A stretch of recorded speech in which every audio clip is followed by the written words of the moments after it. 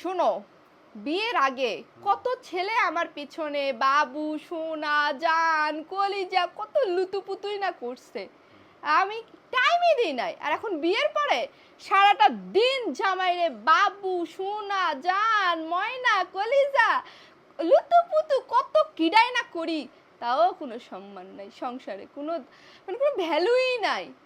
আগে কোনো ছেলে একটু যদি ইডিশ পিটিশ করতো রিজেক্ট, একটু যদি ইস করতো আমি বলতো ধুর যা ফুট, একটা যাবে আরেকটা আসবে, হাজার হাজার পেছনে লাইন দিয়ে। স্যার এখন সারাটা দিন জামাইরে লাইন দিয়ে দাঁড়ায় থাকি, দুই হাত তুলে এত এত রান্না খাওয়াই, তাও কোনো প্রশংসা নাই।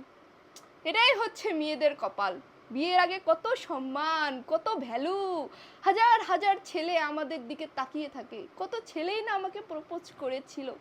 আর এখন উঠতে বসতে জামাইরে প্রপোজ করি, তাও রিজেক্ট করে দেয়, বলে যা দূর হ, বাড়ি থেকে চলে যা, মানে কথাই কথাই খালি এগুলো বলে। আর আগে আমি বলতাম এই বেশি কথা কবিতা, এই যে রিজেক্ট, আর কথা বলবে না।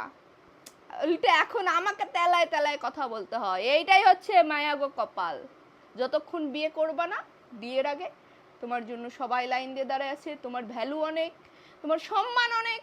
বয়ফ্রেন্ডও তোমাকে সারা দিন সালাম দিবে, উঠতে বসতে সালাম দিবে। আর এখন যে বিয়েটা করে ফেলবা শেষ, ফিনিশ, সব শেষ, কোনো সম্মান নাই। বিয়ের আগে মেয়েরা হচ্ছে রানী, বিয়ের পরে চাকরানি, চাকরানি। এজন্য বলি বিয়ের আগে যত রাগ আছে ছেলেদের উপর ঝেড়ে দিন, কারণ বিয়ের পরে আপনার হাতে আর রাগ ঝাড়ার কোনো অপশন নেই। উল্টে রাগ শুনতে থাকুন আর রাগ ভাঙাতে থাকুন। বিয়ের আগে কত রাগ ভাঙাতো, অভিমান ভাঙাতো, আইসক্রিম এনে বলতো বাবু রাগ করো না, এই নাও আইসক্রিম খাও, এই যে তোমার জন্য গোলাপ। কোথায় এখন আর এগুলা না, এগুলা এখন বাজার হয়ে গেছে। বাজার এনে বলবে তুমি রান্না করো, তুমি কারণ চাকরানি, তুমি আর এখন রানী নাই।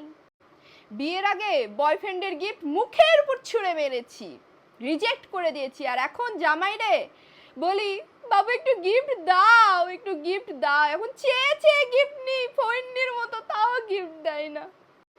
তাহলে কি হলো দিন শেষে? বিয়ে করা যাবে না, বিয়ে করা যাবে না।